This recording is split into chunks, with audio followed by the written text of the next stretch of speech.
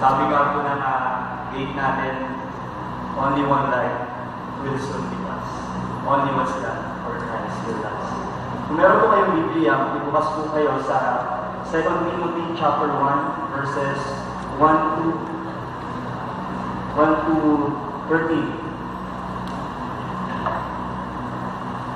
At ito pong sinasabi, Paul, an apostle of Christ Jesus, by the will of God, according to the promise of the life that is in Christ Jesus. To Timothy, my beloved child, grace, mercy, and peace from God, the Father, and Christ Jesus our Lord. I thank God whom I serve, as did my ancestors, with a clear conscience, as I remind you constantly in my prayers, as I remember you constantly in my prayers, night and day, as I remember your tears, I long to see you, that I may be filled with joy. I am reminded of your sincere faith, a faith that dwelt first in your grandmother Lois and your mother Eunice, and now I am sure dwells in you as well. For this reason, I remind you to find and to claim the gift of God, which is in you, through the laying on of my hands. For God gave us a spirit not of fear, but of power and love and self-control. Therefore, do not be ashamed of the testimonial about the Lord, nor of me, his prisoner, but share in his suffering for the gospel by the power of God, who saved us and called us to a holy calling, not because of our works, but because of his own purpose and grace, which he gave us in Christ Jesus before the ages began, and which now has been manifested through the appearing of our Savior Christ Jesus, who abolished death and brought life and immortality to life through the gospel, for which I was appointed a preacher and apostle and teacher, which is why I suffer as I do. But I am not ashamed, for I know whom I believed, and I am convinced that he is able to guard until that day what has been entrusted to me.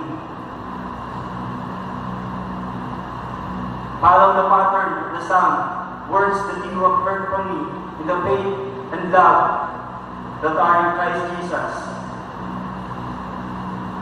Ako po ay nagpapasalamat sa isang pribilehiyo na nagpagkaloob sa akin upang patutuhan ang kabutihan, katapatan ng Panginoon sa aking buhay. I thank the AC for giving me this wonderful opportunity to testify about my journey here. The question is, why I am here? Why am I here? Why am I able to stand here? Why did I pursue my studies here?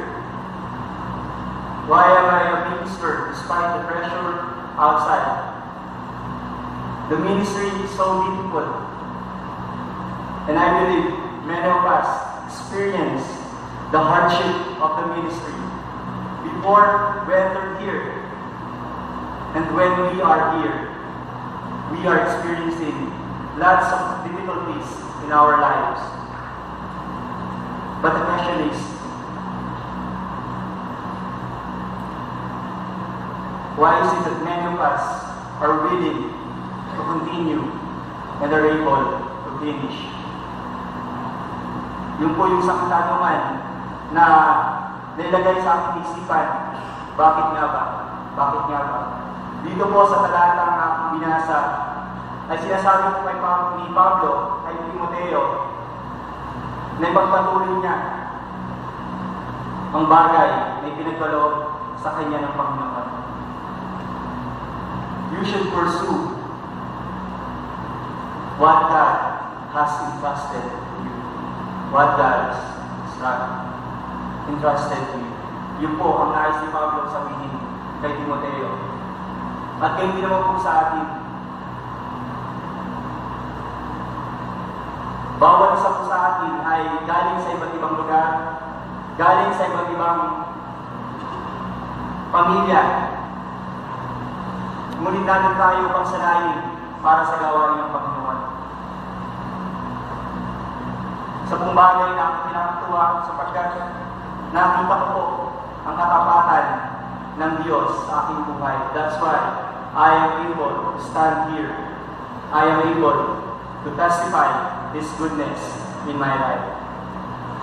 His goodness in my life. I believe, mga kapatid, that we must pursue as well whatever is entrusted to us by God.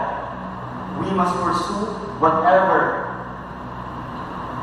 is entrusted to us by God, no matter what happens. No matter what happens. Masyado kayo seryoso. Kapag nyo kayo kapag nyo, sabihin nyo kaminig. Kasi minsan lang may na celebrity dito. So, nakakabahan po ako. Pero ganun pa man, sa ating kung magpapatuloy sa ministry, o sa isang bagay na pinagkatiwala sa ating ng Panginoon, what are the things that we should remember? What are the things that we should remember? Ang title po ng message ko ay Unstoppable. Because I believe despite the difficulties of the ministry, God is able us to keep. God is able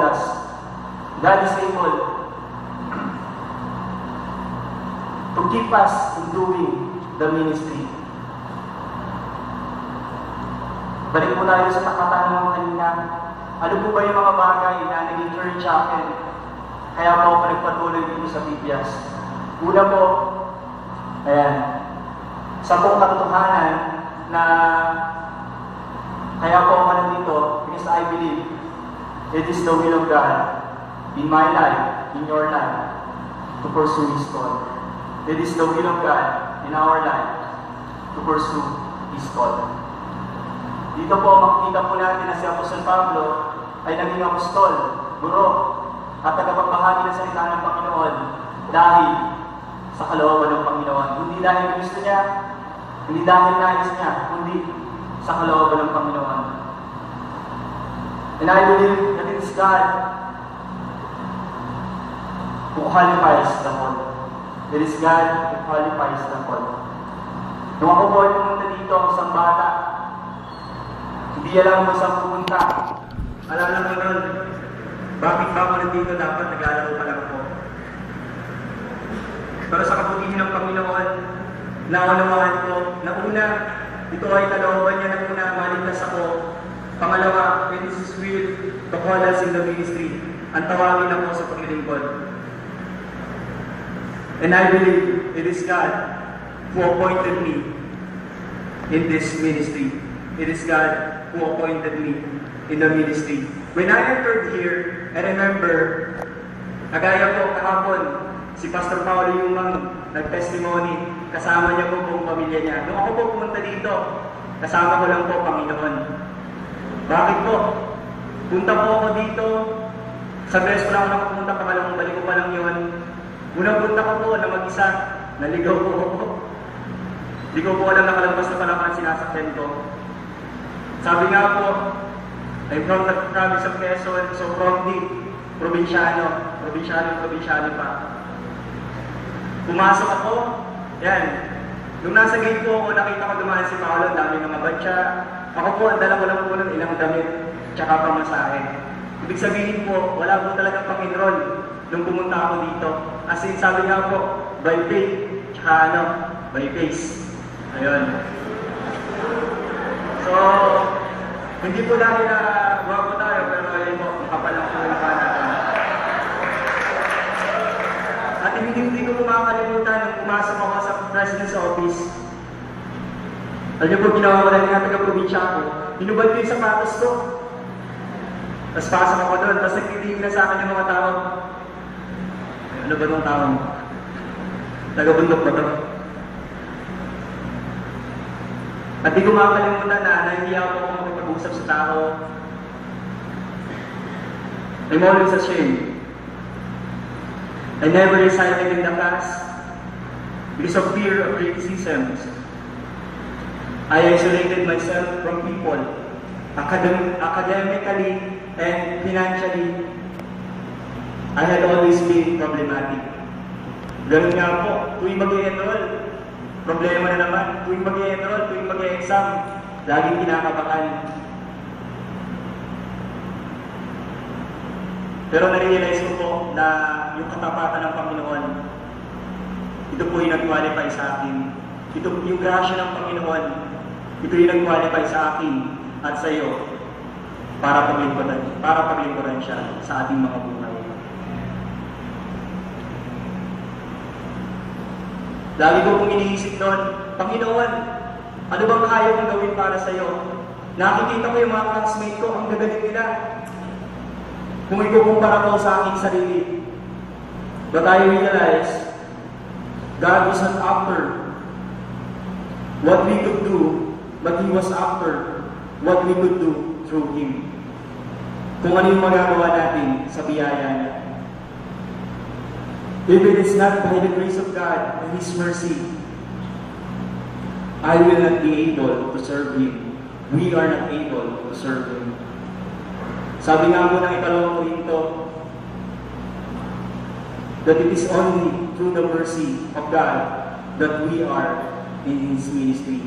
We are in His ministry. Secondly, God is a purpose in His calling. Sabi ko, Panginoon, ano naman yung kukunin kong kurso dito pagkatapos ng BBC? Natapos ko na yung BBC. Naisip ko po noon, magpapastor ako, pastoral. Pero nakita ko po na sa mission pala ako tinatawag ng Panginoon. Kaya pala sabi ni sa BBC kanina, uy, mukhang missions, Kung tumayo dito. Pero anyway, ayan, wala pong sa mukha yan. Nasa tawag ng Panginoon yan. At nakita ko po, yung Panginoon pala, yung maglalagay sa atin, is God who places us in different ministries. By the will of God, Paul was appointed to be a preacher, apostle, and a teacher. Again, God is very particular in putting us to different ministries. No one is better than other. It so happened that we have this specific gift fitted to a specific ministry. Kaya po mga kapatid, kung sa tingin nyo, sa mga BBC dito, bakit siya meron ganito? Bakit ako wala akong ganito? Kung ikaw ay tinawag ng Panginoon sa kanyang paglingkod, siya ang magpuprovide ng karunungan kung paano magagawin ang pinagkatiwala niya sa iyo. Kaya nga po mga kapatid, despite of the hardship in the ministry, we are able to stand here. We are able to continue because we know that we are called here. We are called in this ministry. Hindi lang po tayo nagnanais kaya tayo nandito. Alam natin na yung Panginoon, yung tumawag sa atin. Kaya po tayo nakakapagpatuloy. Kaya po tayo nakakapagpatuloy sa ating paglilingkod sa Kanya. Kaya nga po mga kapatid, how many times that we want to quit? How many times na gusto ko lang sumuko? How many times that you were discouraged? How many times na na-discourage ako? How many times that you failed and feel that you are not qualified to serve the Lord? Let us remember that it is God's call or it is God's will that we are here.